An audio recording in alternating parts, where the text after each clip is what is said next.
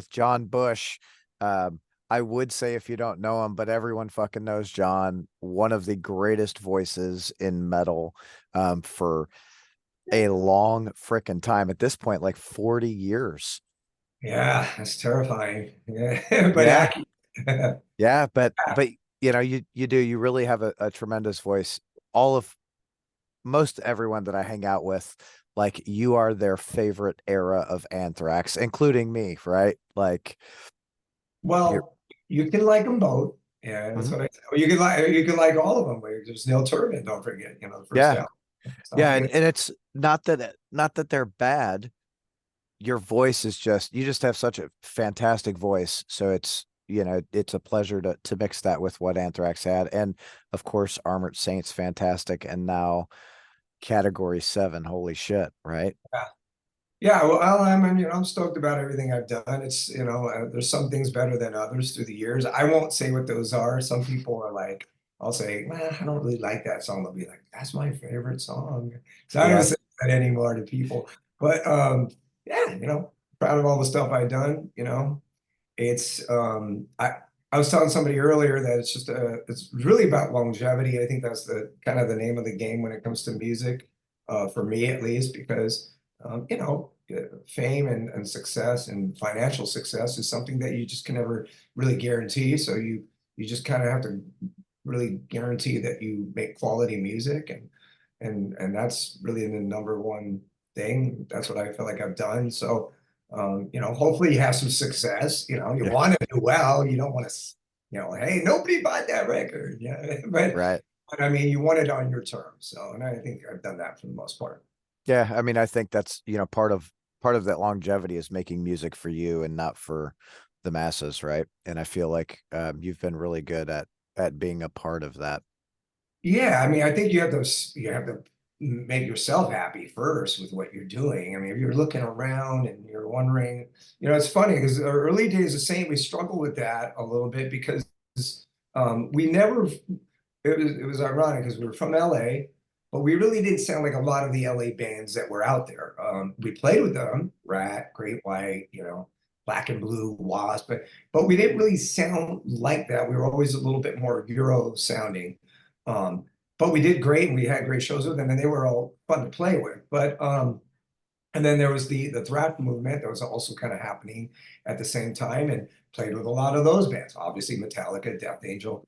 But we also really didn't quite blend in exactly with those bands. So we did have a little bit of a, I say, an inferiority complex because we didn't really kind of fit in. So it did kind of hurt us a little bit because, with all due respect, both of those scenes were kind of trendy and they were happening.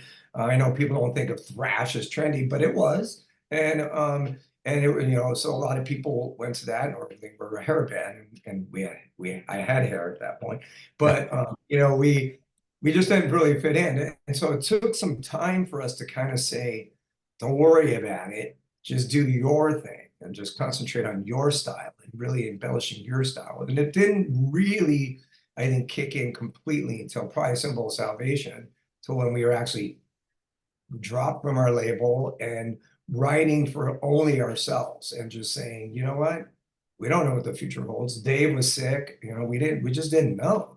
So that was the time where we really kind of wrote with kind of this we don't care attitude. And that's when I think the songwriting probably took a whole nother level. Yeah. Well, I think at that point it really becomes genuine, right? Because like who gives a shit? We're gonna write something that we want to listen to and we want to play. Like world be damned, and at that, when people don't give a shit what everyone else thinks, I feel like the sound really coalesces at that point, and I takes agree. over the world. Yeah, I mean, So it's funny with March of the Saint, that was our first record and it came out in 1984. And at that point, we were already like flowing, man. We were like pretty much on fire and having a lot of success. So we already had that experience early on. So we didn't really have to think about, okay, what's next? You do have to think about what's next when you actually put out your second album. And yeah. then that's when things get a little bit like, okay, now what are we gonna do? How are we gonna do? What are we gonna just kind of, you know, just kind of embellish what we just did, or are we gonna change it? It's funny because Armored Saint, actually, our second album was very different from our first album to the point where the label was like, what are you guys doing here? What exactly are you going for? And we, for better or worse, that's what we did. But I think Delirious Nomad actually is a really cool album too. So I don't know, whatever. You just do you two. Hope for That the best. for sure. It's all you can do, right? Like whatever happens, happens at that point, Yeah. especially early on. Like what do you got to lose? Like nothing. Right. Well, we were just young and we didn't really care. We were pretty rebellious to the label, and probably wasn't the smartest attitude to have, but we were 21, man. We were just like, we don't care. Yeah, Uh, so I mean, probably hurt us as far as the success of the band, but it helped with being genuine in what you were doing. So that was true. for sure. Yeah.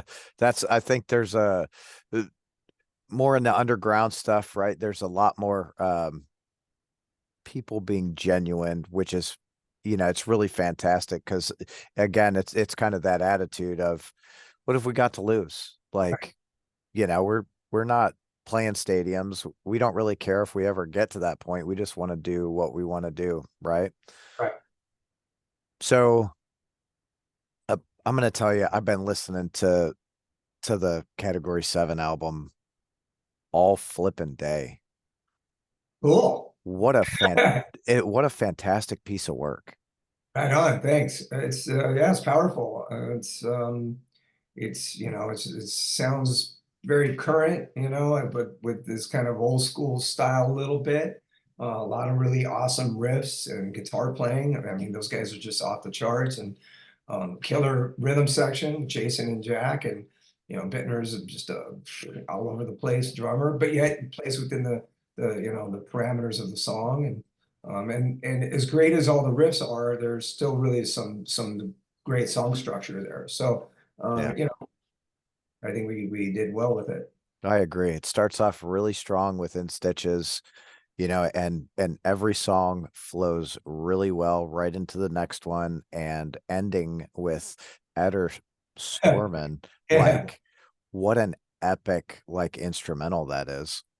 yeah, it was cool. I remember saying, hey, I had this in my mind. Not that I was trying to be lazy about writing any more lyrics, but I was like, we all kind of felt like, oh, we just really need one more tune. And in my mind, I was like, you know what, man, be an instrumental. It'd be cool.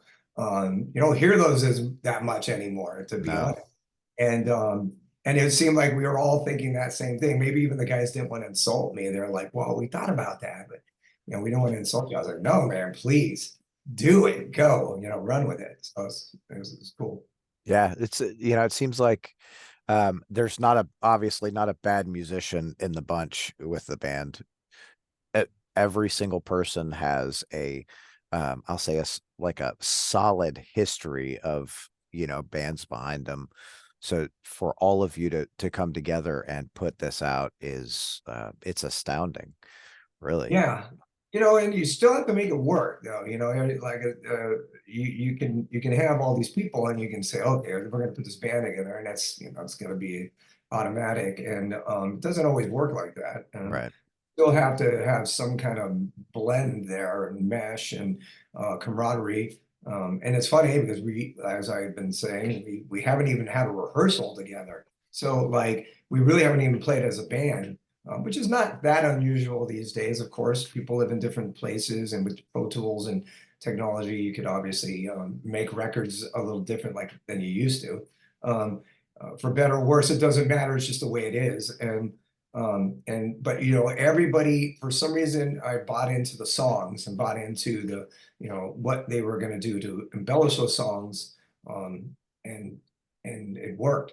So Yeah, it worked, and I'm sure with everyone's schedules, it's like, okay, we'll we'll finish it when we can, or we'll figure this out when we can. pretty much. Again, the beauty of like technology, because you don't all have to be in the same spot to make it happen. Right. And we weren't. I think everybody, Phil was the one guy who did his parts at his house. I think he has a home studio that he worked there. Everybody else, I did some vocals that I did for the demo at a friend's house, but in the end, I did go back to Mike's place in Staten Island and added a bunch of parts and stuff. And that's where Jack recorded his bass, and so did Jason, did the drums there, and of course Mike did because that's his place. So everyone was for the most part there, but not at the same time. So Right. and um, it's just the way of the world now. Everybody does it a little differently. And I treasure the days in Harvard St. where we went to our first rehearsal studio and got a little stoned and had some beers and played a song and as a group. And it was very in the early stages of the band, and it was great. But now things are different. I mean, even Saint, I mean, we've talked about trying to write a couple songs like that, and we haven't done it yet. But again, it's just all about being productive. Really, it doesn't matter how you do it as long as you're productive. So Yeah. And, productive in the end result you enjoy, right? Because, I've had a few of those. You tie one on, you try and write some songs, and you wake up the next day going, I don't even remember what happened, you know? oh, I mean, we were like 18 in our first, it was called Stormore. It was a storage place, but they would let bands, they stored crap there, people, but then they also let bands practice there. In Rosemead, California. And we'd get high or something, and we would laugh and think we just wrote like Beethoven's Ninth Symphony, and it's Yeah. there were some cool rad tunes in those early days. No Reason to Live was one, which was always a great Saint song, and Stricken by Fate.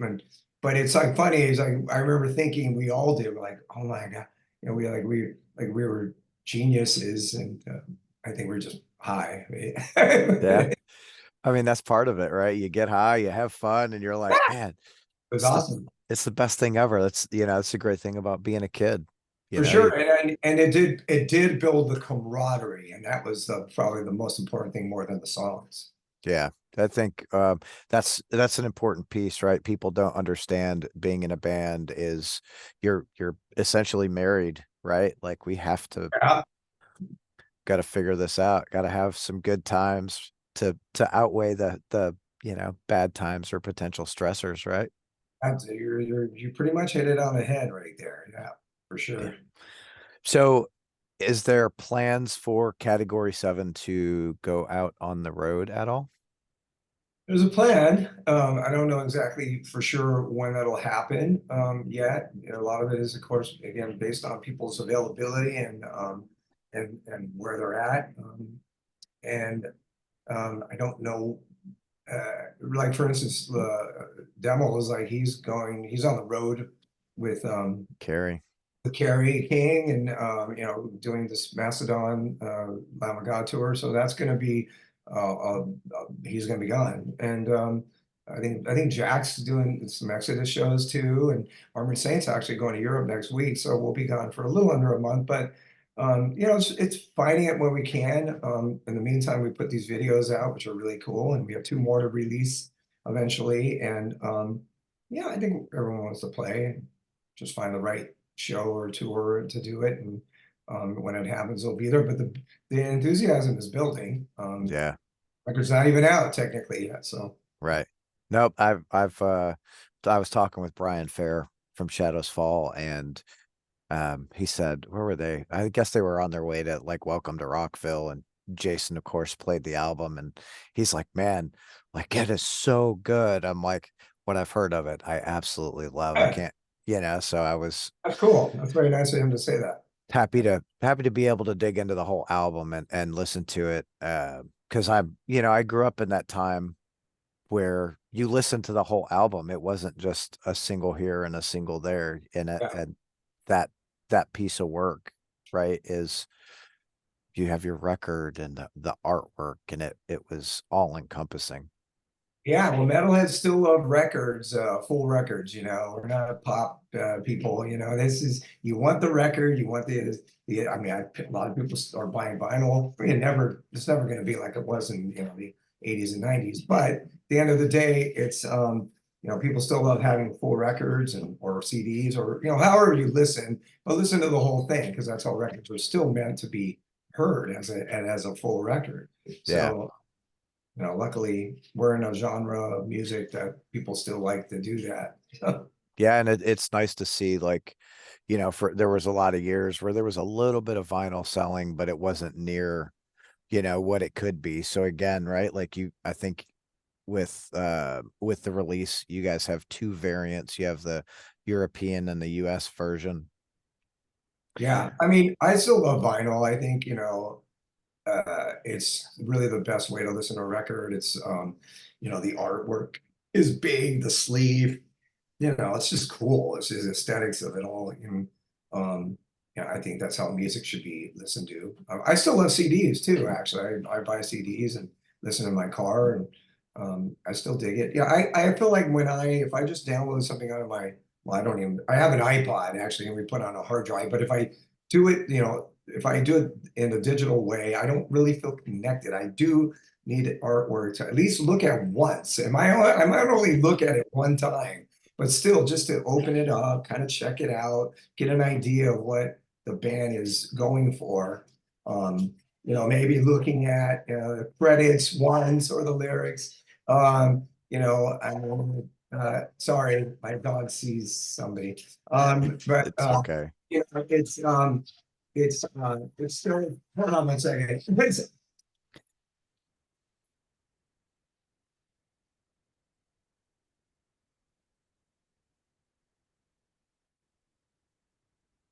So sorry. Sorry, you got a spontaneous moment there. Totally good. You actually left. My daughter was upstairs yelling at one of my dogs. That's funny. Anyways, that's it. So I still think it's, again, I'm also old school. I started buying records when I was like 9 years old in 1972. So it's always I'm gonna feel that connection too. I mean, I remember listening to 8 tracks, which were Oh yeah. terrible. They were terrible. But my brother had some. I was even too young for those, but my brother had a few of them laying around, and it's always so weird. The song would go and then would just stop and then click over. It was pretty funny. Yeah, I remember listening to 8 tracks too, and same thing, right? I grew up in that time where like I remember buying my first record, which was Motley Crue, Girls, Girls, Girls. All right. Um, I was like, oh man, I'm so cool. My dad was like, okay, but be good. I'm like, all right, dad, I got you. That's Um, funny.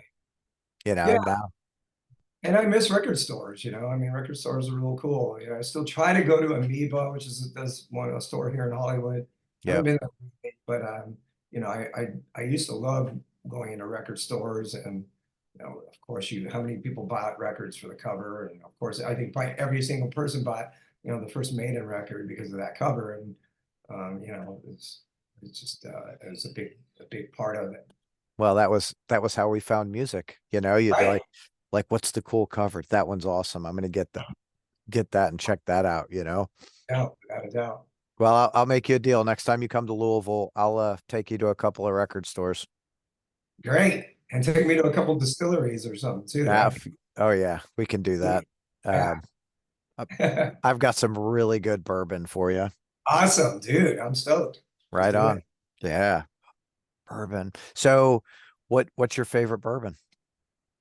Oh, I don't know. I mean, you know, I guess I like Maker's Mark. I don't know, actually. Now you caught me off guard. I don't know. I mean, a lot of the times if I'll get it in a nice restaurant or something, I'll trust whoever's the person making it. And as long as it's like quality bourbon, not some rock good stuff. I mean, Old Turkey, I mean, Wild Turkey is, that's pretty 101 proof. That stuff might be a little too much for me at this point. Yeah. But I did drink plenty of it back in the day, of course. So. Yeah, I think we all have. But the older we get, we're looking for something that's a little more palatable that we can Right. actually enjoy. I mean, I'm not a big alcohol snob. Joey Vera is a wine. I call him a wine snob. Him and Tracy, um, but they know a lot about wine, but I don't. I was like, it tastes good. It just as long as it tastes good, that's all that really matters to me. So That's cool. Yeah, that's, I think we all start that way. Like as long as I can, drink it, like I'll make it work. like, ah, God. Yeah. Yeah, my wife and I, when we first got together, she's real big into wine. And I'm like, I don't drink a lot of wine. And we went out for our anniversary one night and I got smashed on wine. We did a tasting and they were giving us like full, like not 8 ounce, but like 16-ounce pours. Wow. I'm like, I thought this was a tasting.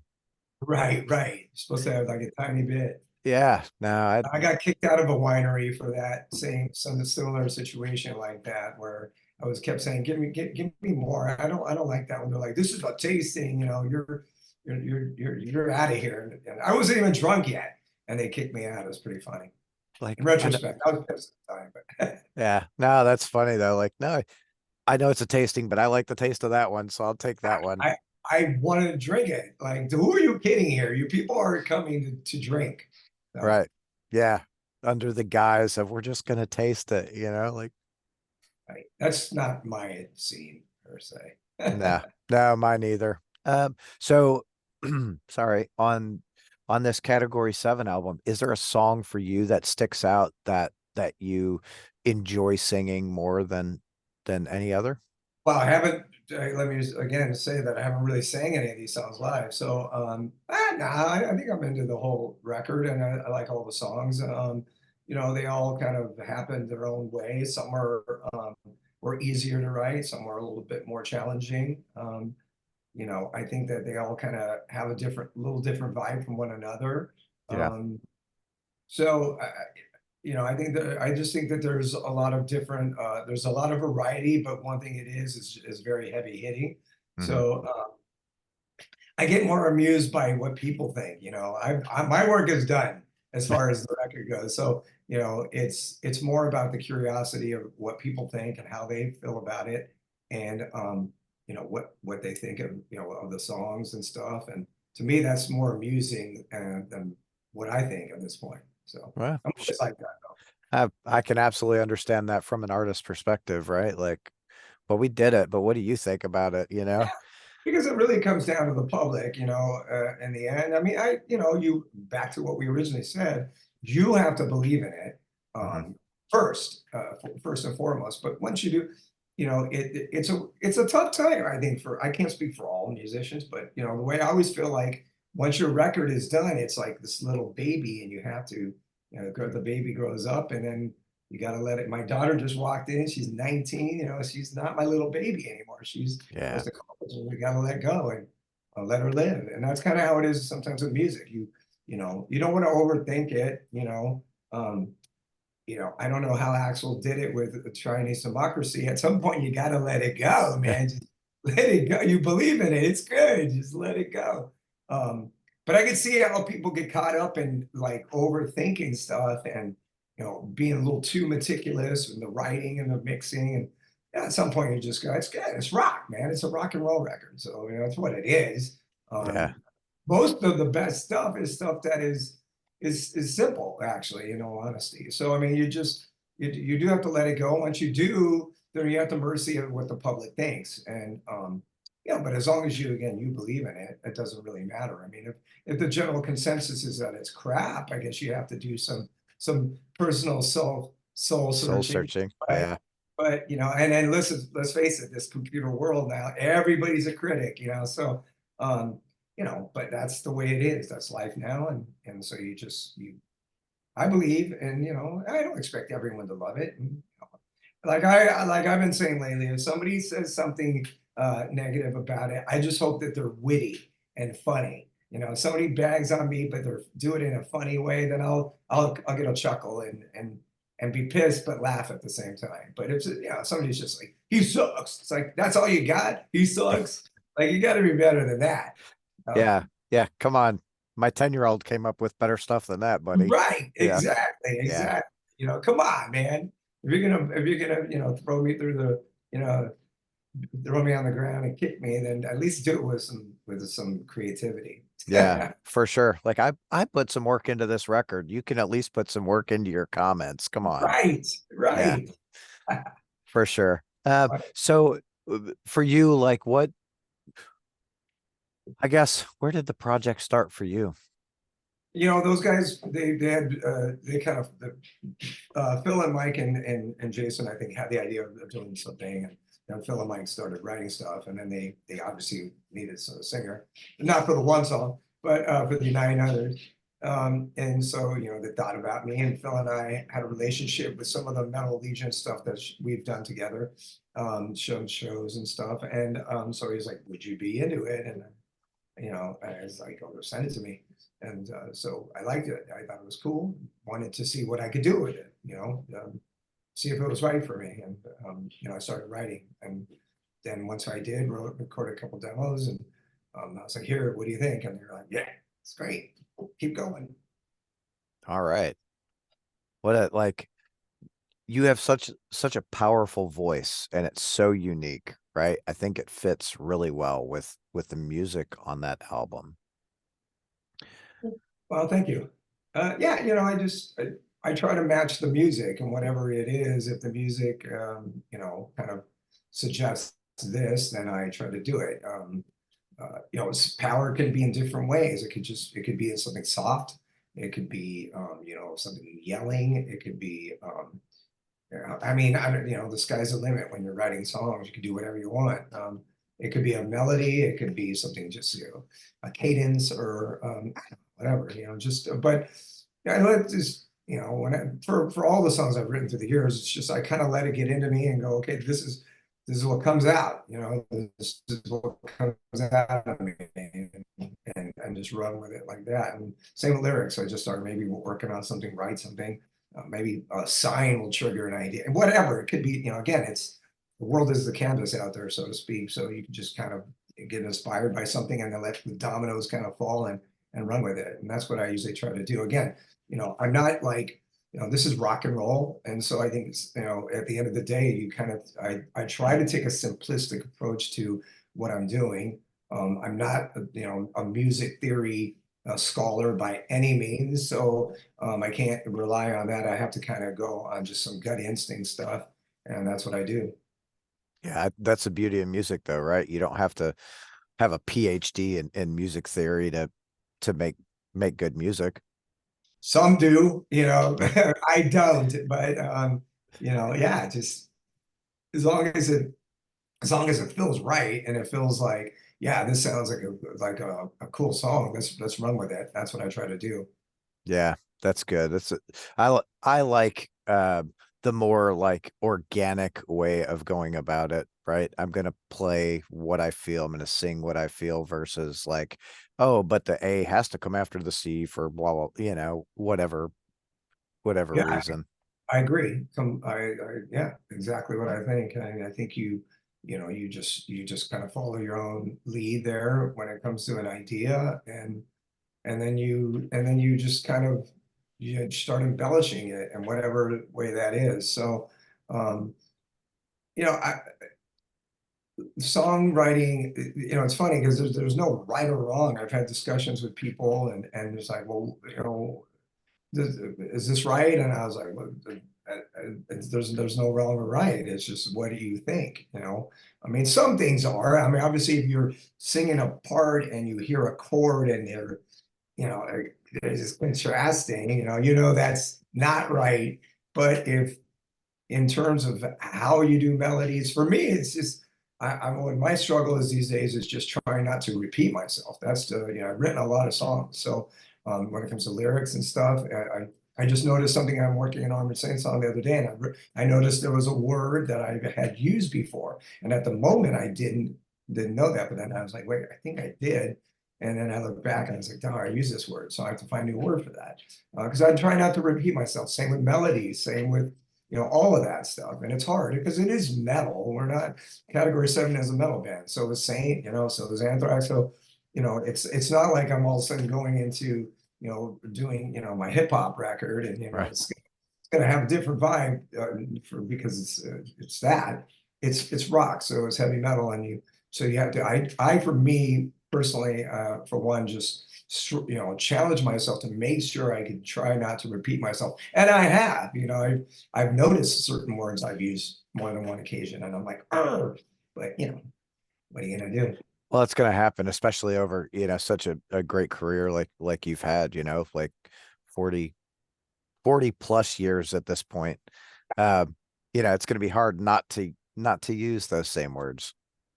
Exactly. And it happens, you know. I have a nice cool thesaurus I like to use a lot. I got a rhyming dictionary. To me, those are really great tools for a songwriter. You know, I'm not this, you know, incredible Harvard British, you know, English student, you know, with this incredible vocabulary. I try to and you know get a bigger vocabulary as time goes on, like to read and anything I can do to make myself appear smarter than I really am. But you know, you use these tools to help you just like you would as a musician. Same thing. Yeah, or a plumber or an electrician, right? You need the tools. Exactly. Exactly. It's no different. That's pretty, that's just a nice, cool connection that you made there. Yeah, I think a lot of people don't realize, for musicians, especially, to have a long career, it's not just going and smoking some weed and drinking some beer and playing some music. There's a lot of work that really goes into it.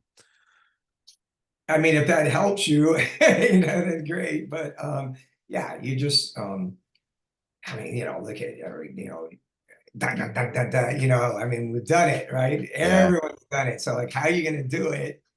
It sounds a little different than a thousand that have come before you.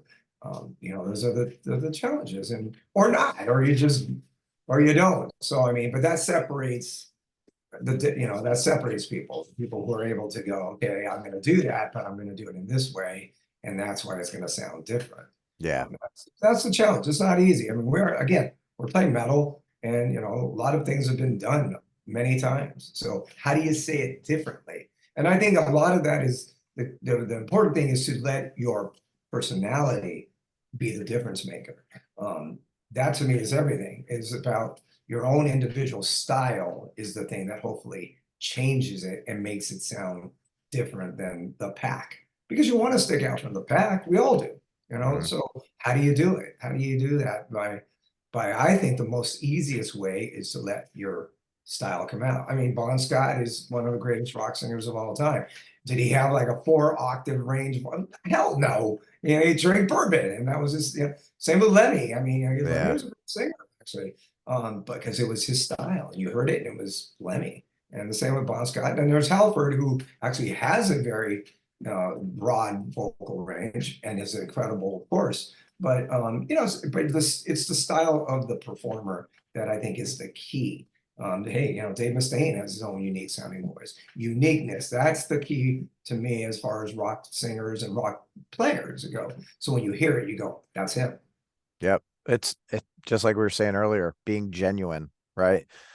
If you can be genuine and authentic with what you're doing, it's gonna come through in the music. And that I feel is like where people always connect is with the authenticity. I agree. So in all your years of touring and playing, is there a time for you that just a hilarious like tour story? I mean, there is probably on every tour, actually. Of course, I say that, and then you know, I just had blank. You know, Blank. nothing comes to mind. Um, It's because I let me, put you on the spot. yeah, right, dude.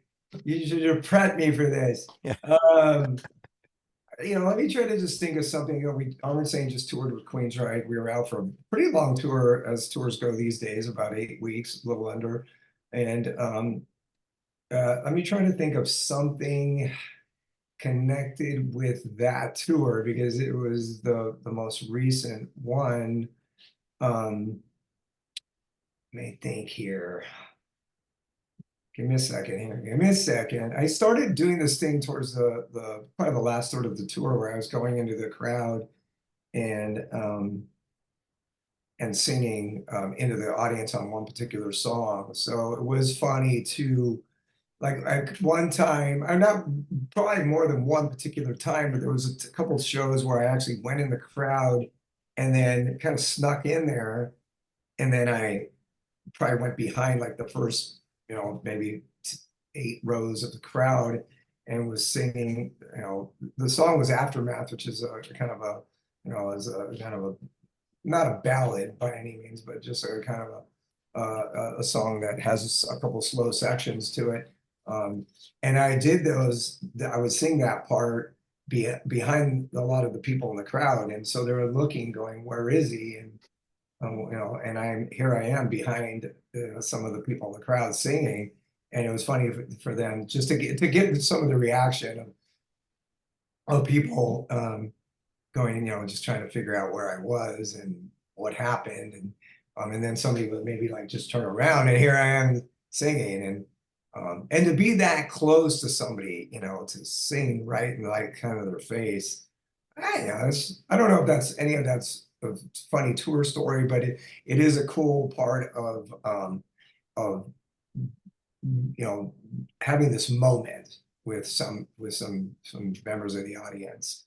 Yeah, Um, that is really cool. I think a lot of people who go to shows look for those moments. Like I want, they get as close as they can because they want the singer to recognize them and sing in their face and maybe let them sing a word or what have you, right? So for you to go into the crowd, part of your personality, right? Being authentic, go in there, like connect with those people, which I think we're missing that as humans, right? There's a yeah. lack of connection. Yeah, I mean, it probably raises the possibility of getting sick, of course, because you're surrounded by people and they're Yeah, gibbering. Um, and that probably has worked against me a few times, actually, but still a cool connection in there. And it was funny to see people's like genuine reaction of like, "Whoa, he's right here next to me," and I'm just right there. Of course, many people have gone into the crowd and saying, and you know, when crowd surfed and singing, which is cool. It's that's the deep connection. I remember seeing AC/DC back in the day on the Highway to Hell tour, and Angus got on somebody's shoulders, which he probably still does to this day, and went through the crowd, the whole crowd, and people were just like tripping out because he was right there. And that was, this was 1979, 1980. People probably didn't do that. It was right. pretty. Yeah, it was pretty tame back then. Now they're climbing It was towers and celebration.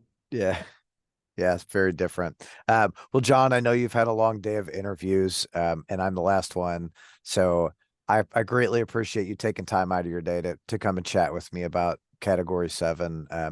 Honestly, I've already pre-ordered the vinyl. I can't wait to get it. I'm super excited for that project and everything that comes, and really anything else you've got coming up because I'm, just a fan of you and your voice. I appreciate that, brother. Thanks so much. Thanks for all the support. I mean, we can't do it without you guys, obviously, and glad you like the music. So keep on rocking it. All right, man. Well, have a great day and get with me when you're in Louisville and we'll go drink some bourbon. I'm gonna hold you to that. I'm gonna hold Hey, you to that. you All got right, it, man. brother. All right, Sounds see good. ya. Bye bye. See See ya. ya.